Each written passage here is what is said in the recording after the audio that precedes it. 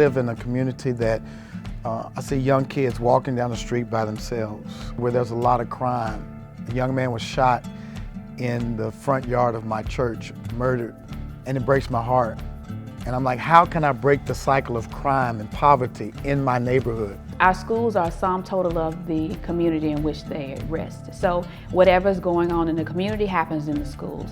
In Memphis, 93% of our children in Shelby County schools are minority. It's very, very poor relative to our municipal school districts. So 40,000 children that go to school in Memphis live in families that make less than $10,000 a year. We're so far behind, we're insecure, we're afraid of what's the next. We haven't seen examples before us.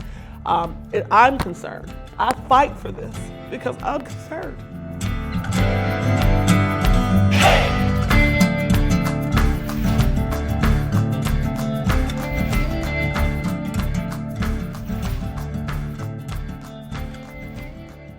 You know, we see the effect of kids joining gangs. We see the effect of kids using drugs and dropping out of high school. But when we look at the cause and we understand that education a lot of times is not valued because it's a lot about survival. How can we survive? How can we make it?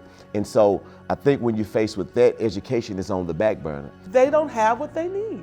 There's no stability. So if I've got to rely on myself and I have nothing, what do I do with that? And when you compare some of the privileges that we have versus those who live in the inner city, then it does become a justice issue. It becomes an inequity issue.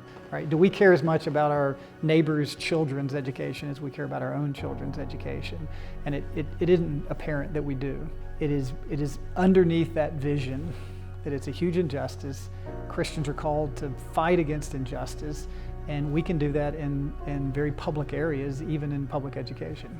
As a church in the community, we want to come alongside of our schools and say, how can we assist you?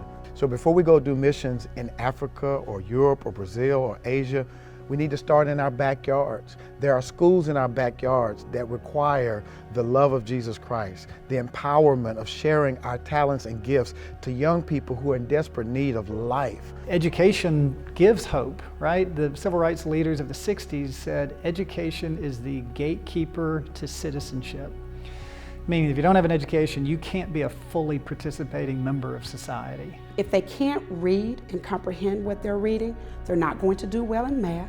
It spreads into social studies, it spreads into science, the writing. Reading is the foundation. If kids don't learn how to read by third grade, they can't read to learn from the third grade on up.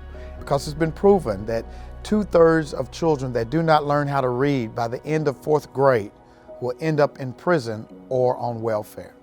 A third grader who was reading proficiently by the end of third grade, you have an 89% graduation rate.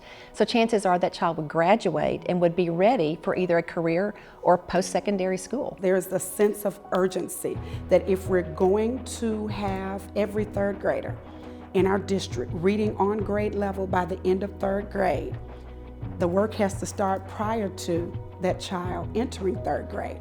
I don't think a lot of people have imagined that teaching 1,000 simple words can change the trajectory of some of the social ills because of the simplicity of relating and loving someone enough to help them learn what you already know. Our kids will go the extra mile if they know that you care about them. They'll come to tutoring if they feel that you care about them. If you want to make a difference, get a book and read to some second graders. When we started introducing literacy as one of the biggest things that we started doing into our after-school program and our reading program and really doing a lot in literacy, we started seeing up to 2 to 3 letter grade improvements in more than 3 or 4 subjects.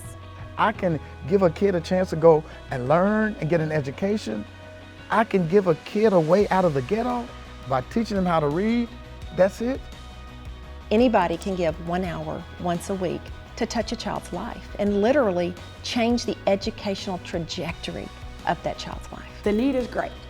The need is great. The harvest is plenteous, but the laborers are few.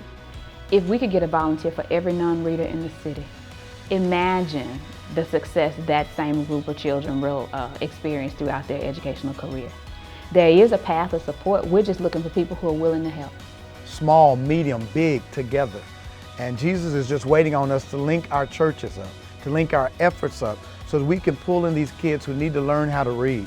If we were to put our efforts together, I believe we could turn Memphis, Shelby County, back to where it needs to be, with kids getting educated, kids learning how to read, and taking kids out of prison and putting them into college.